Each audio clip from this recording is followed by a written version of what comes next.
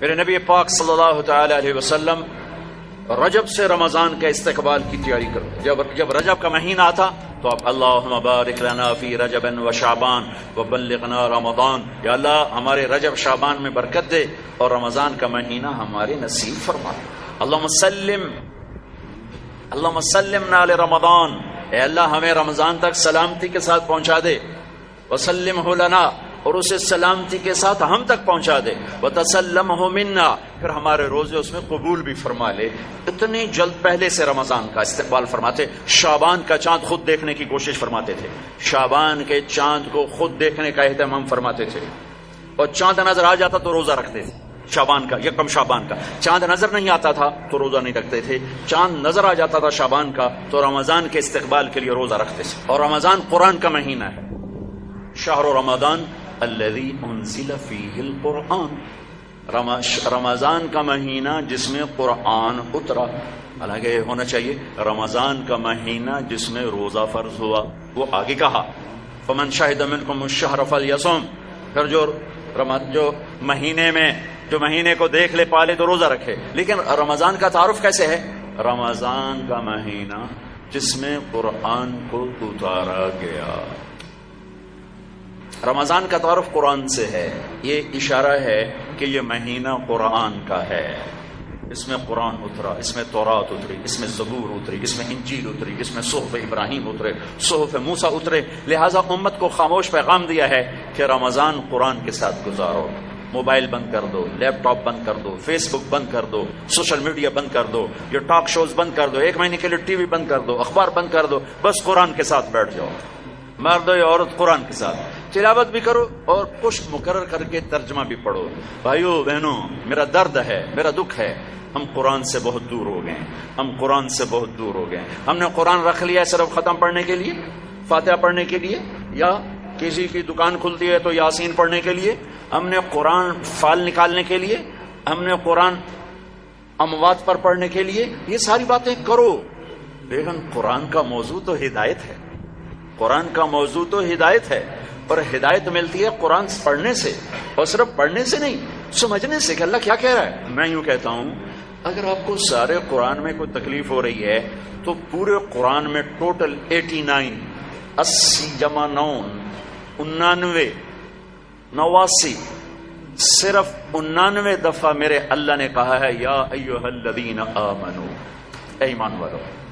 تو اللہ کیا کہہ رہا ہے؟ مجھ سے بات کرنے لگا ہے. یا ایھا الناس، پوری دنیا سے بات. یا ایھا الذین کفروا، کافروں سے بات. یا اہل الکتاب، عیسائیوں سے بات، یہودیوں سے بات. یا ایھا الذین ہادوا، یہودیوں سے بات ہو رہی ہے. لیکن یا بنی آدم، ساری دنیا سے بات ہو رہی ہے. لیکن اب کہتے ہیں نا یا ایھا الذین آمنوا. تو اس کی مثال ایسے جیسے آپ سب بیٹھے ہوئے. اب کتنے بیٹھے؟ میں کہتا ہوں بھائی نواز صاحب ذرا میری بات سنیں. میں ان کو یہاں بلا لیتا ہوں، یوں بات شروع کر دیتا ہوں. اب سب کے دل میں آئے گا کوئی خاص بات ہے، تو خاص بات ہو رہی ہے نا، خاص بات ہو رہی ہے.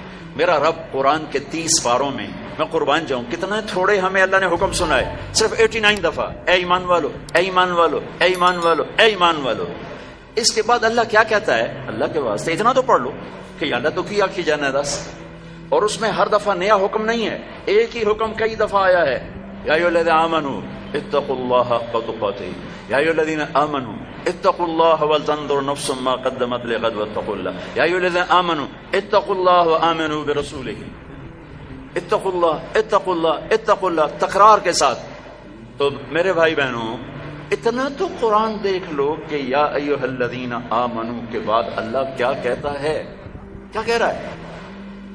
جس کا ترجمہ پسند ہے اس کا پڑھ کے دیکھ لو کہ میرا اللہ مجھ سے کیا کہتا ہے. اللہ کے واسطے قرآن سے دوری ختم کرو. قرآن سے اخبار پڑھنے کے لیے بھی ٹائم ہے، ٹاک شو دیکھنے کے لیے بھی ٹائم ہے، فضولیات کے لیے بھی ٹائم ہے. کرو، آدھا گھنٹہ نکال لو، آدھا گھنٹہ، 15 منٹ، 10 منٹ، چلو ایک آیت.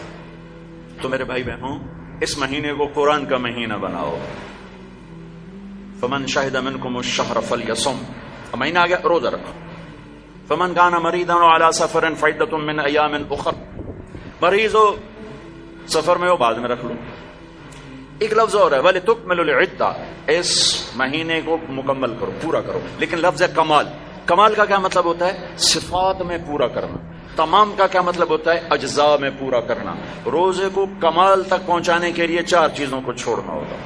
4 چیزیں اگر ہیں، نہیں ہے تو مبارک، ہیں تو چھوڑنا ہوگا. میرے نبی نے فرمایا جو شراب پیتا ہے اس کا روزہ اوپر نہیں جاتا ہے. تو اگر کسی کو عادت ہے توبہ کرے.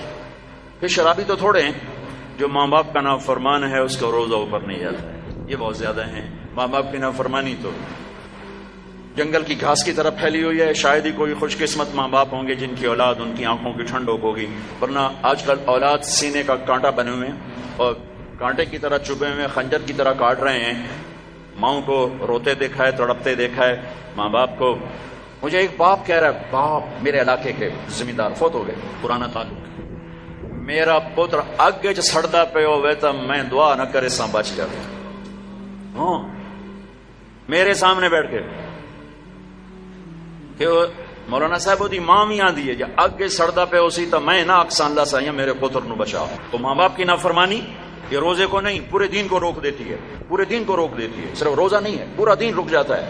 ایک صحابی علقمہ رضی اللہ تعالیٰ عنہ، ان کی بیگم کا پیغام آیا ہے کہ میرے خامن مر رہے ہیں، کلمہ نہیں پڑھا جا رہا. صحابی جن کے بارے میں اللہ کہتا ہے کلن وعد اللہ الحسنى، میرے محبوب تیرا ہر صحابی جنتی. وعدہ، وعدہ کیا ہے؟ وعدہ.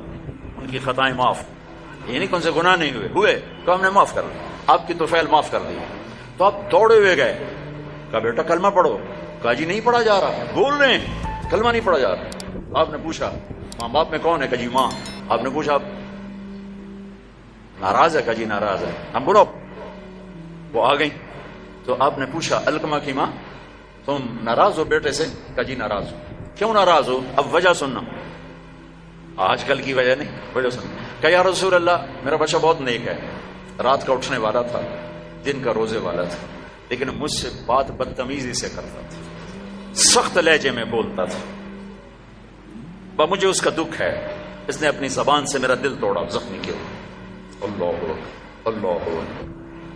آج کی طرح نہیں کہ ماں باپ کو دھکے دیے جا رہے ہوں، گالیاں دی جا رہی ہیں، صرف اتنا کہ یہ مجھے بدتمیزی کے ساتھ مجھ سے بولتا تھا. تو آپ نے کہا معاف کرو گی؟ کہا میرا جی نہیں چاہتا. آپ نے کہا میں آگ لگا دوں اس کو، پھر سفارش کرو گی؟ کہا نہیں اتنی تو ناراض نہیں کہ آگ میں جلتا دیکھو. کہا پھر اگر تو نے اسے معاف نہ کیا تو اللہ اسے آگ میں جلا دے گا. کہا اچھا میں معاف کرتی ہوں، میں معاف کرتی ہوں. آپ نے کہا بیٹا کہو لا الہ الا اللہ. تو ان کی زبان سے نکلا لا الہ الا اللہ اور جان نکل. پھر آپ نے ان کا جنازہ پڑھا اور جنازے کے بعد آپ نے اعلان فرمایا جس نے ماں باپ کو تکلیف دی اس پہ اللہ کی لعنت، فرشتوں کی لعنت، زمین آسمان کی لعنت. نہ ان کی نماز قبول ہے، نہ روزہ قبول ہے، نہ حج قبول ہے. تو روزے کو روکنے والی چیز ہے شراب، ماں باپ کی نافرمانی. لیکن ماں باپ سے بھی کہتا ہوں ایسے رویے مت اختیار کرو کہ اولاد گستاخ ہو جائے. آج کے 90% ماں باپ اپنی خطاؤں سے اولاد کو گستاخ بنا رہے ہیں. انہیں پتہ نہیں ہے کہ اولاد کو لے کے کیسے چلنا ہے. تربیت چڑھائی چڑھنے کو کہتے ہیں، رب واسے ہے تربیت. اور چڑھائی چڑھنے میں پسینے آتے ہیں، بدن ٹوٹتا ہے. اور آج کی تربیت ہے ڈنڈے مارو بے عزت کرو، ڈنڈے مارو بے عزت کرو، چاہے ماں باپ ہو، چاہے اسکول ہو، چاہے مدرسہ ہو، چاہے وہ مکتب ہو، بے عزت کرو.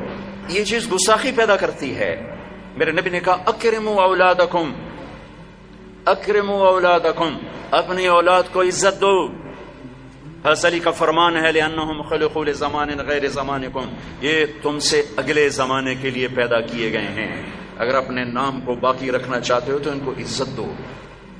اور میرے نبی کیسے عزت دیتے تھے؟ بس فاطمہ رضی اللہ تعالیٰ عنہا گھر تشریف لاتی، کبھی کبھی تو نہیں آتی، دیوار کے ساتھ دیوار ہے، آنا جانا لگا ہوا ہے لگا ہوا ہے لگا ہوا ہے. جتنی دفعہ آتی ہیں اور جب آتی، جتنی دفعہ آتی ہیں اور جب آتی میرے نبی کھڑے ہو جاتے، 4 پیر پہ کھڑے ہو جاتے، کھڑے ہو جاتے. اور وہ فاطمہ ہیں، یہ میرے نبی ہیں، یہاں کھڑے ہو کر انتظار نہیں کرتے تھے، آگے بڑھ جاتے تھے، آگے بڑھتے تھے اور آگے بڑھ کر اپنی بیٹی کا ہاتھ پکڑتے، پھر یہاں بوسہ لیتے، پھر ان کا ہاتھ پکڑ کے لاتے، پہلے اپنی بیٹی کو بٹھاتے اور اس کے بعد خود بیٹھتے تھے. سبحان اللہ، کیا کمال ہے، کر کے دکھایا. ہم تو اپنے بیٹوں کا کبھی شاباش نہیں دیتے. میں نے ایک دوست سے کہا یار اپنے بچوں کو کبھی شاباش بھی دیا کر. کہ کس گل کی شاباش دے سارا دن ستے رہتے شاباش دے فلموں میں شاباش دے گانے سنتے شاباش دے. میں کہ یہ تو برائیاں ہو گئیں, کوئی اچھائیاں بھی دیکھ. اچھائیاں بھی ہوں گی, چونکہ ہر انسان کے اندر نیگیٹو تار بھی ہے, پازیٹو تار بھی ہے. تو ان کی اچھائیوں کو واہ واہ کرو, وہ برائیاں خود چھوڑتے چلے جائیں گے. ہر وقت ٹوکا ٹاکی, ہر وقت ٹوکا ٹاکی, یہ کیوں نہیں کیا, یہ کیوں نہیں کیا, یہ کرنا تھا. اور ایک یہ پڑھائیوں نے تباہ کر دیا ہماری نسل کو, ہماری اولاد کو. 3 سال کا بچہ جسے ماں کی گود کی ضرورت ہوتی ہے, وہ ظالم ماں ہے جو 3 سال کے بچے کو اسکول کے حوالے کر دیتی. تیسرا جس سے روزہ برباد ہوتا ہے, جو رشتہ داروں سے لڑتا ہے.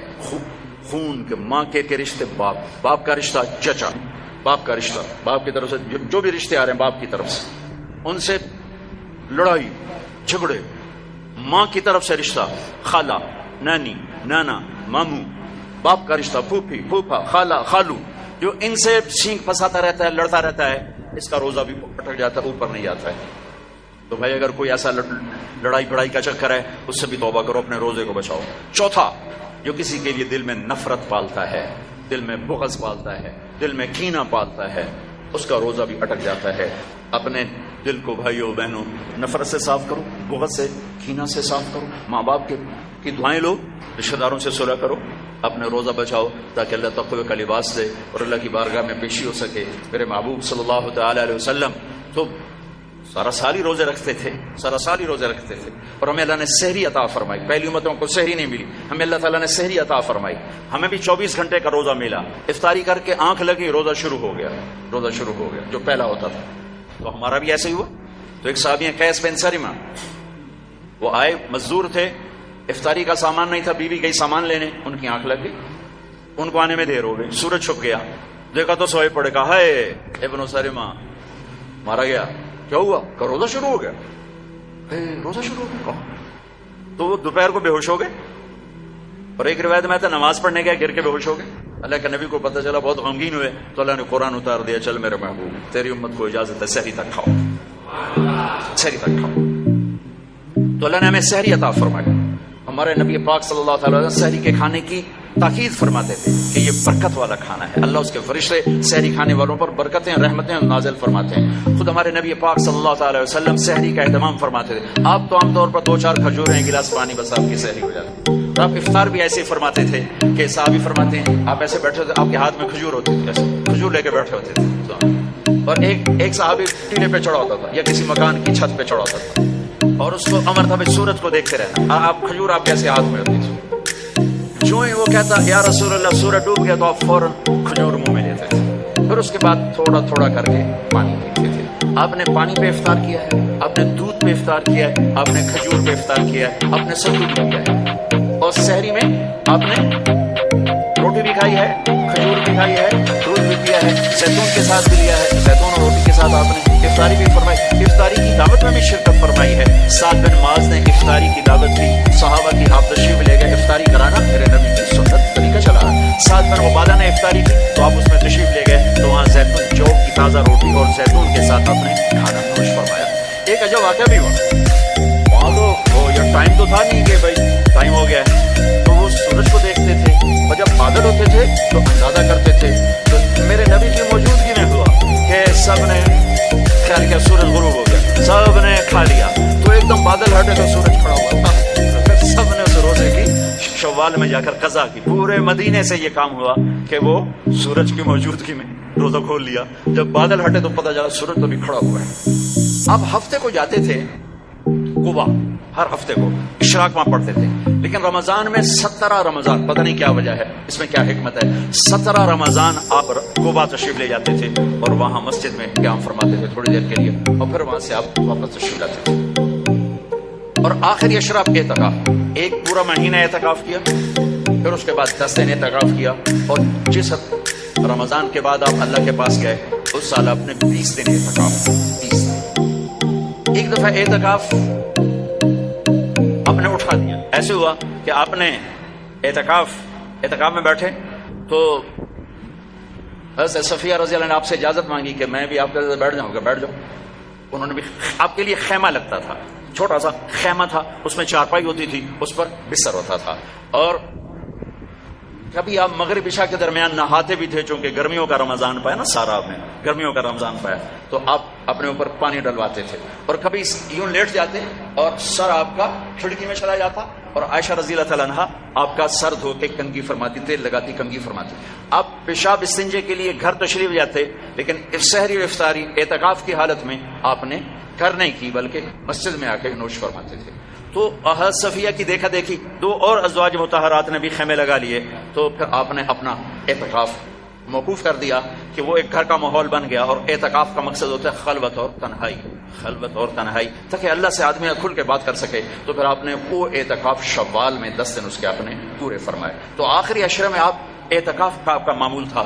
اور ایک چیز آپ نے ہمیں دی، تراویح کی نماز. 3 دن آپ نے نماز پڑھائی، اور چوتھے دن مسجد بھر گئی، باہر بھی جگہ نہ ملی، تو آپ آئے ہی نہیں. شہری تک لوگ بیٹھے رہے.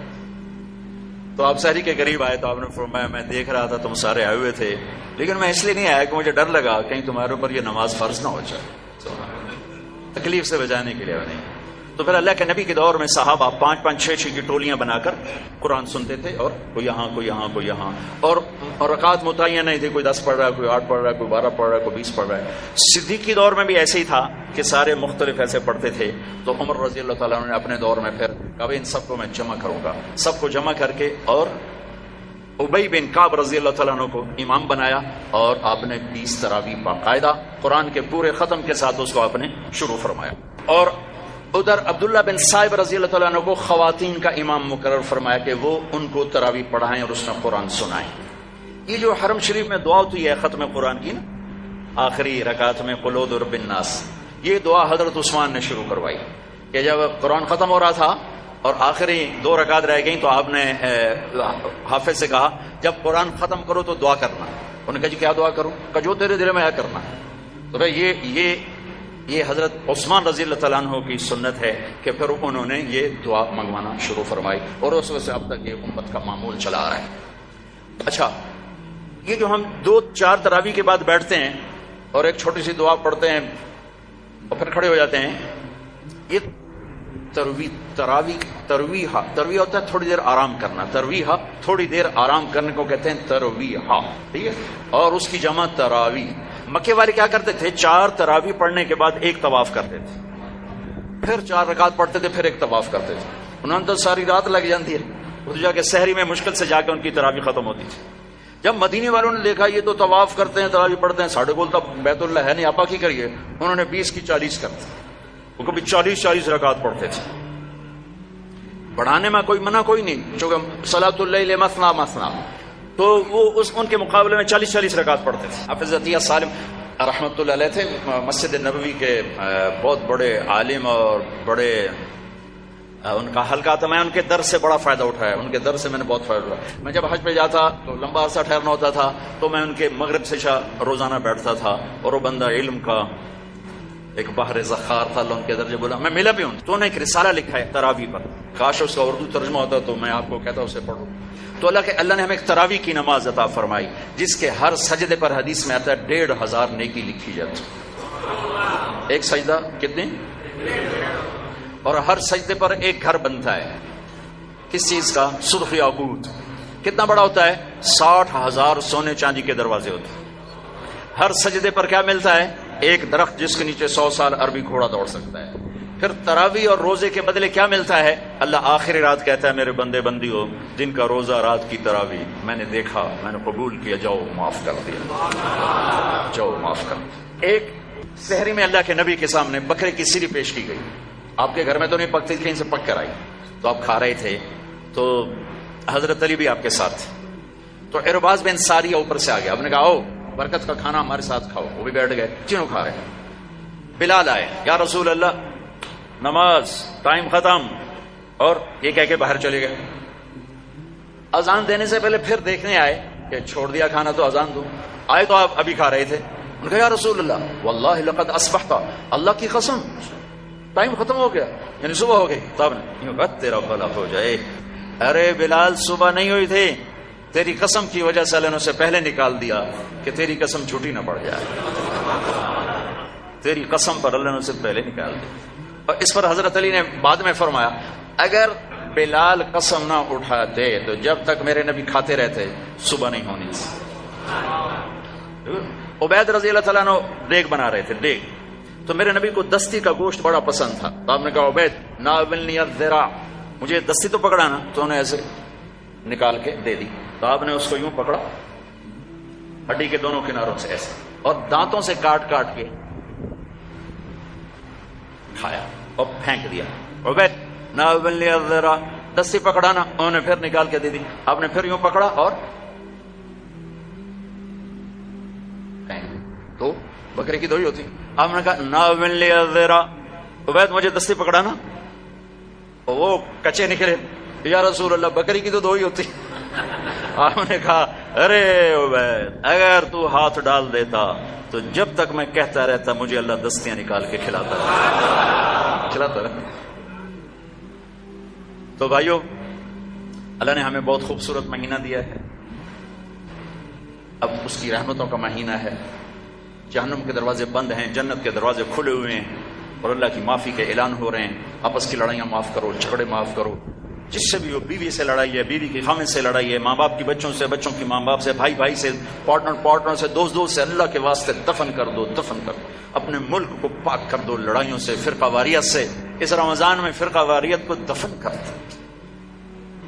یہ آگ جو بھڑکی ہے، مجھے پتا ہے میں کہاں بجھا سکتا ہوں، لیکن میں وہ ابراہیم علیہ السلام کی آگ پہ کبوتر نے 2 چونچ پانی ڈالا تھا، بس میں وہ کبوتر بننے کی کوشش کر رہا ہوں کہ بجھے نہ بجھے میں اللہ کو کہہ تو سکوں گا یا اللہ میں نے تو پانی ڈالنے کی کوشش کی تھی، لیکن بھڑکانے والے زیادہ ہیں، بجھانے والے تھوڑے ہیں۔